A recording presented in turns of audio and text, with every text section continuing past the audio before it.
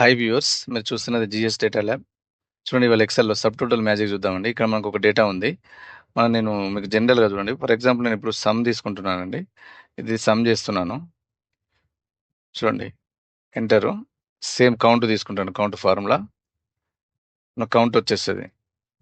చూడండి, మనకు సమ్ము ఇక్కడ మనకి ఇవి వచ్చేసినాయండి. కాకుంటే ఇది మనం ఏదైనా ఫిల్టర్ చేస్తే జనరల్‌గా మనకి ఏదైనా ఇమ్మీడియేట్‌గా రిపోర్ట్ కావాలనుకున్నప్పుడు ఏదైనా మనం ప్రోడక్ట్ వైస్, కేటగిరీ వైస్ మనకు ఫర్ ఎగ్జాంపుల్ సెలెక్ట్ చేసుకున్నాం అనుకోండి.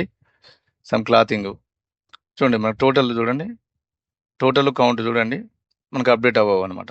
సో, మనకు ఇట్లా ఫిల్టర్ చేసినా, సమ్ రోస్ హైడ్ చేసినా, మనకిది అప్డేట్ కావాలండి సమ్ కౌంట్. చూడండి నేను ఎలా అప్లై చేస్తున్నానో. ఇక్కడ సబ్ టోటల్ ఫార్ములా తీసుకుంటున్నానండి. సబ్ టోటల్ చూడండి, ఇక్కడ ఫంక్షన్ అండి. సింటాక్స్ ఫంక్షన్ వచ్చేసి, లేకుంటే నేను ఇక్కడ అప్లై చేస్తున్నాను, మీకు ఈజీగా అర్థమవుతుంది. ఇక్కడ కింద అప్లై చేస్తున్నా చూడండి. సబ్ టోటల్ ఇక్కడ చూడండి, ఫంక్షన్ ఉంది కదా, ఫంక్షన్ దగ్గర మీరు కిందికి రండి. సమ్ ఉంది కదా, ఈ 109 కోడ్ తీసుకోండి.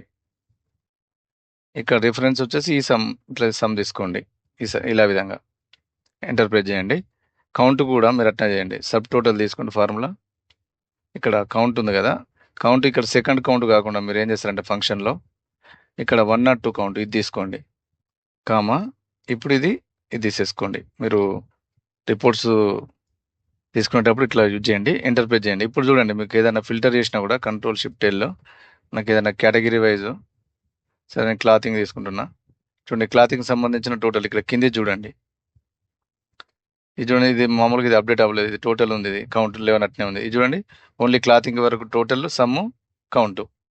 చూడండి, నేను కంట్రోల్ షిఫ్ట్ ఎల్, నేను ఫర్ ఎగ్జాంపుల్ హైడ్ చేసింది అనుకోండి, నాకు ఇక్కడ వరకు అవసరం లేదు, ఇది హైడ్ చేశాను అనుకోండి. చూడండి, దీనికి సంబంధించిన టోటల్, కౌంట్. ఈ విధంగా మీకు డైనమిక్గా అప్డేట్ అవుతుందండి. హోప్ యూ లైక్ ఇట్ అండి. For more excel tricks please subscribe GS data lab.